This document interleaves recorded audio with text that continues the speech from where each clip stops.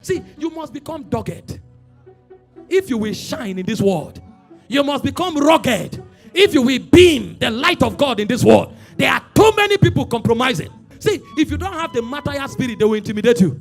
They will come and threaten you. They will shake you. They will trouble you so that you will fidget. When they finish talking, stand up and say, do your worst. On this matter, I won't be careful. When I receive my commissioning letter, I also receive my death letter. I'm willing to die for it. I won't beg you if it has to do with Jesus. And I will never compromise. If you like, demote me on the job. If you like, send me to a village. I will be there enjoying God. Because this world is not my home. We are pilgrims on the face of the earth. We are going to a place that is beyond the star. That is where our true enjoyment is. And so you will not use anything in time to intimidate me. In Daniel chapter 3 verse 16, when they caught the 3 Hebrew boys, these were supposed to be princes in Babylon. If it is the gospel they are preaching today, all they will know how to do is diplomacy, how to interact with the king and keep their position. That's what they teach in church today. We teach principles of craftiness, treachery. Relationships are not even real anymore because people are taught how to greet you. Somebody will write a letter or write you a message, and there are some who are genuine. I'm not being pessimistic, but even the things they write, they are taught to write so. God's servant, I just want you to know that I love you. I appreciate you from the depth of my heart, and I don't take for granted what God is doing in your life. That same person will sit tomorrow with somebody and gossip you. And so what he's writing, he's mentored to write it. He doesn't know what he's saying. Because we have been taught how to doctor relationship. This is what they teach in business school.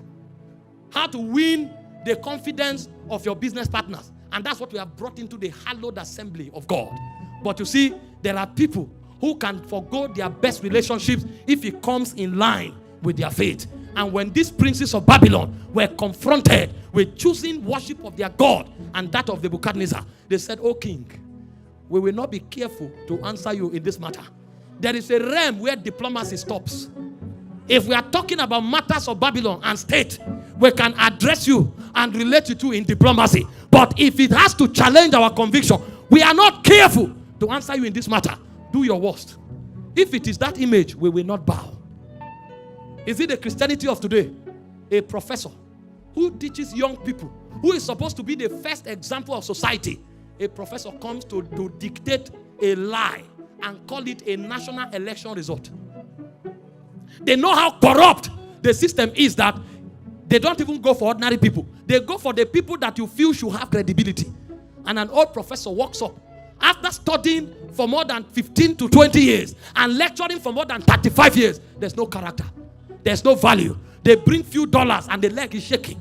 And he comes to speak English. This is 210. Is that the result that came from the field? And he will introduce himself as Barnabas. Do you know who Barnabas is? Do you know Barnabas?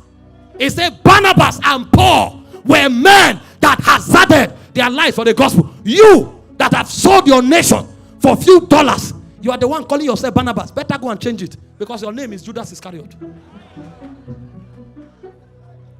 Shameless men all over the place. Old men that should be an example. According to patterns of scripture, Paul said the older men are supposed to teach us values. The older women are supposed to teach values to the younger ones. But today, what a shame. You'll see old men lying on national television. And when you ask them what is their name, they say their name is Paul. You are Paul? You, Paul? Do you know who Paul is? Do you know who Paul? You don't have a name. That's what you don't know. You don't have a nomenclature in the spirit. Because there is something about the order of Paul. Paul. There is something they carry. You say you are Enoch. Do you know who Enoch is? You are Daniel. Oh no. Maybe you don't know the meaning of names. If you go back to that tribe, they will reject you. Because you are a shame to that order. But these things happen when there are no witnesses. Paul was speaking. And he said, I die daily. I die daily. Because there are times when I forgo friends. There are times when I forgo businesses. There are times when I forgo opportunities. There are times when I forgo the things that should add value to my life for the sake of this gospel. And because I would have needed those things to progress physically, but because of the gospel I have to leave them. You see, I die daily. I die daily. If you study Hebrews chapter 11 from verse 35, he said widows received their dead back to life, and he entered the main business. He says some of them endured cruel mocking, and he said they were sawn asunder. He said they rejected deliverance that they may have a better resurrection. What do they know? What were they taught? What is the motivation of their own kind of Christianity? Because they know what it means to stand and say Jesus is Lord. For them, it's not a language. For them, it's a reality. And they will give everything to defend it. I've told you again and again, when Peter was to be crucified, he didn't say, wait, I want to write a letter to my wife. There was no time. All the letters they wrote were to churches. They were overwhelmed by this truth.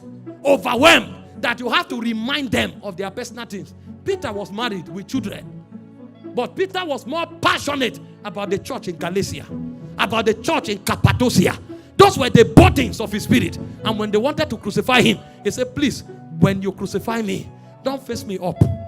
I'm not worthy to be faced up. He said, turn me upside down. I can't be the way my master was. What did this man know? And this is not what apostles should do. This is what every believer should do. Because in the early church, they were numerous. When you start reading church history, you will hardly find birthdays. Nobody cares how you were born.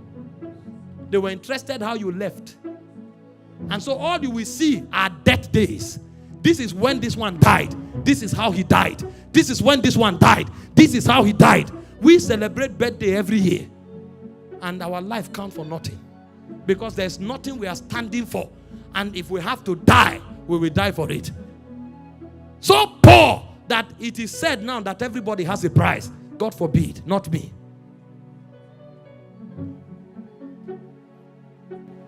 A witness is a martyr.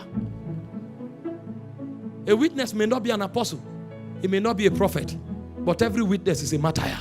Paul was speaking. He said, what shall separate us from the love of God?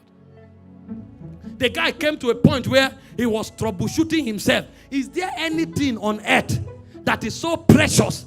He said, is it trial? Is it death? Is it height? Is it depth?